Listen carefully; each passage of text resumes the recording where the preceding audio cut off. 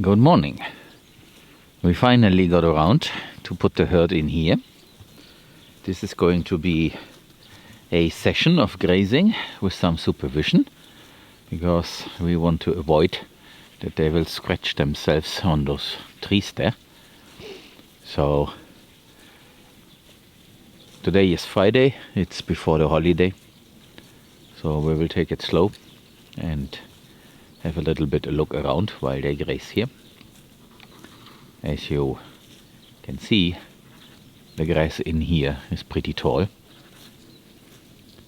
because this had enough time to grow, and it started growing before it got cold, so therefore it has an advantage. I've been thinking that this might also be a good area to run some chicken tractors. This would be for personal consumption, at least in the very beginning, but the area lends itself to it, and might also be something to learn how to do that.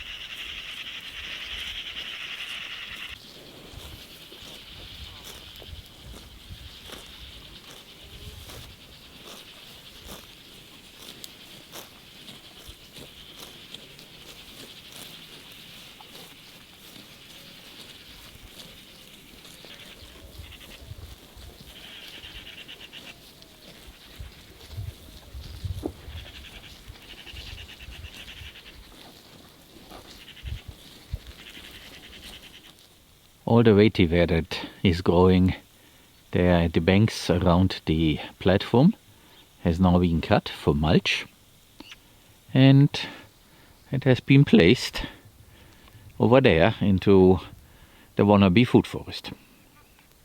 We decided to pack it thick, so it's better to have a lot of material in one place in order to make soil and protect the new soil, instead of spreading it out. So this has now been applied. There will be more rain, and that helps to pack it also. And we do have more vetiver that is growing on site.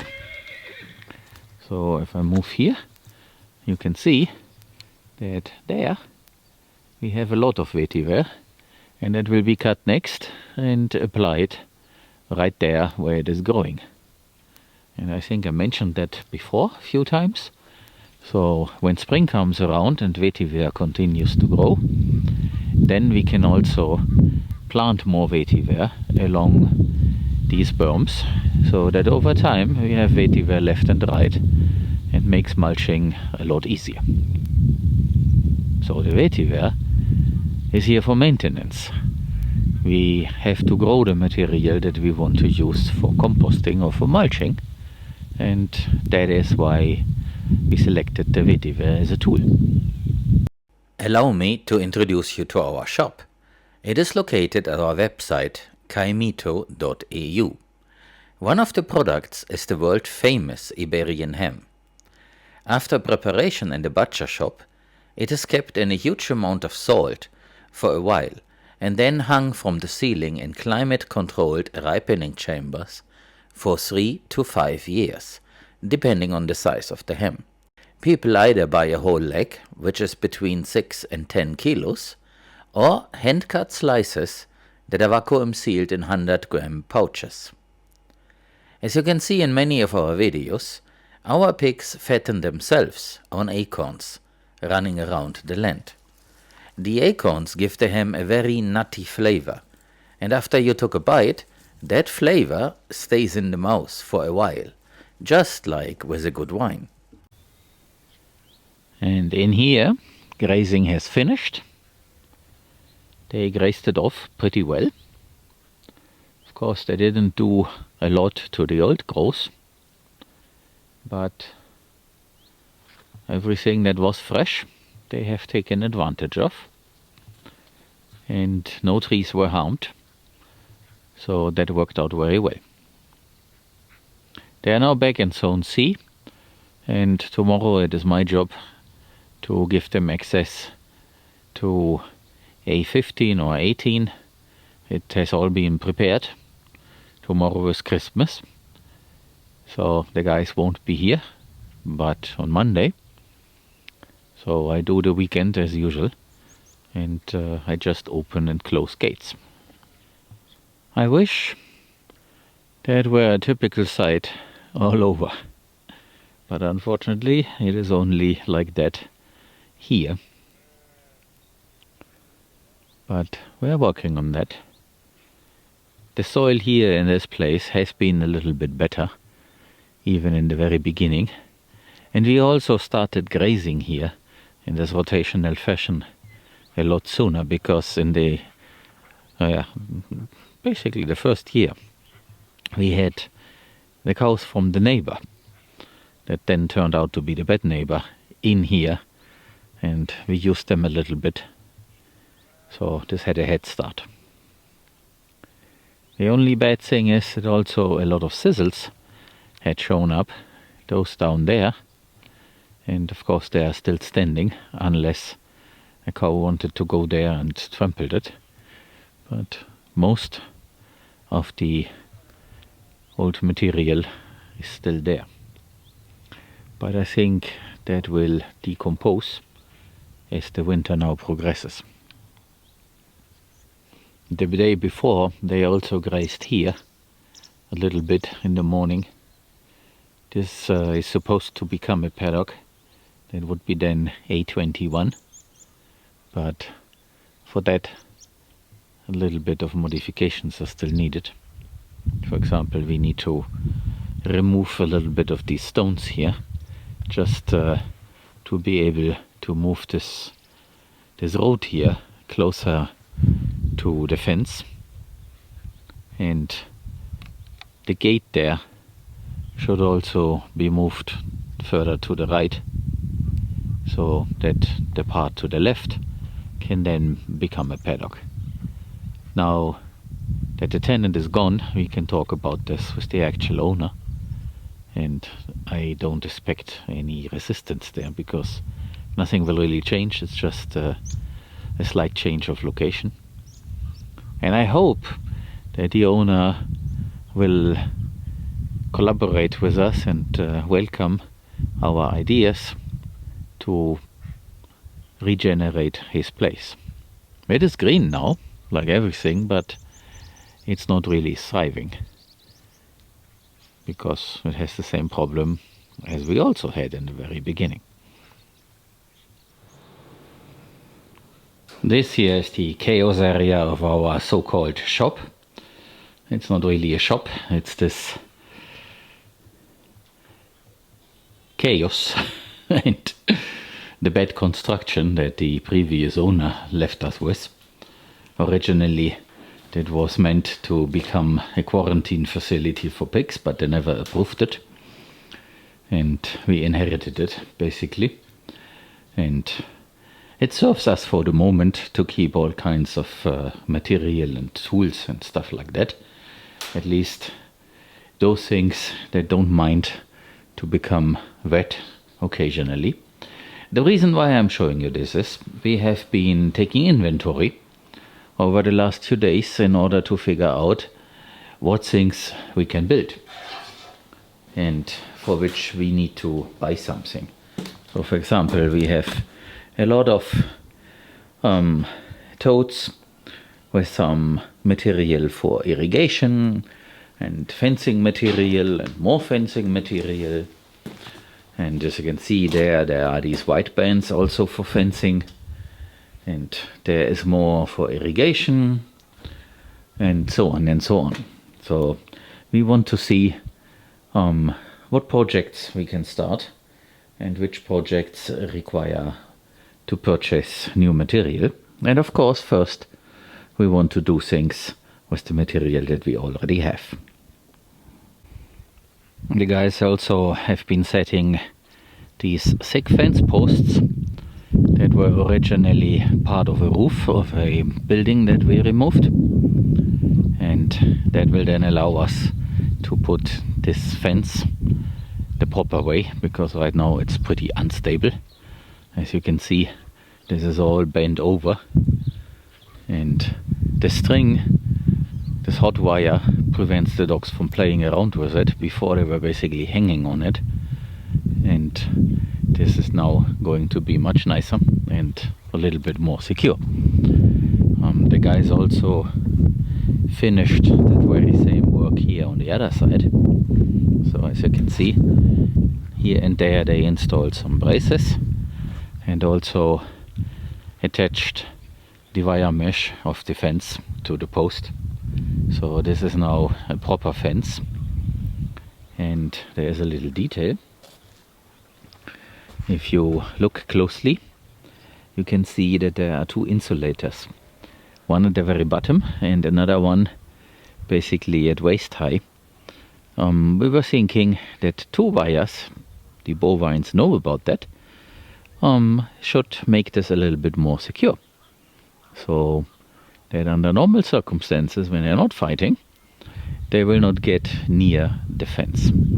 Another idea is to also plant something. Originally I had this idea to have wine here. I mean the one that produces grapes. But maybe this is not so interesting, because we will always have the animals on the other side and they may nibble on it. And in order to protect it, we would have to build a second fence at a little distance. But maybe we can put some sort of wine outside. And so, of course, now grapes would be nice, but I'm looking for something, doesn't matter what it is, that is a climber and will be green in summer and basically creates a barrier so that you cannot look through easily. Because our experience is, and that is the reason for these black tarps there, if the bovines cannot look through and see the other side, they are much less interested in trying to get through. So if we can block their vision, that will definitely make this area a lot more secure. And of course this is still a temporary thing. Not the fence, but as the whole area looks like. So we are missing the second and third circle of this cattle sorting facility. We will find an opportunity to do this at some point, but as we are not doing this daily, it's not a big problem at the moment. But here in front, there where you can see Olaf, there will be a third circle. That's the one with the wide radius. And then the fence is just the fence, except for the part that is there in the back. You can see a ladder there. And this is an area where the fence is then actually the barrier, because this is the area where they will gather before they get into the sorting facility. Right now it works completely different. As you have seen probably in previous videos, they come in here over the easement, and then we let them in through that gate. They do a right, and the gathering area is this here. So this will change over time as we can afford the effort to make all this happen. And as I was outside, I just walked down a few meters from the compound to here, where we have the ford that we used to cross the seasonal creek. As you can see, that is what we are left with. So it pretty much disappears into the ground. Yeah, the water that filled this to the brim and was overflowing and then continued here. There's a sediment trap that is still full, and the next one also. And one reason why I'm taking you down here is here we will graze tomorrow. So right now the animals are in a different area, and tomorrow we will come here and let them into A15 again. Let's have a closer look.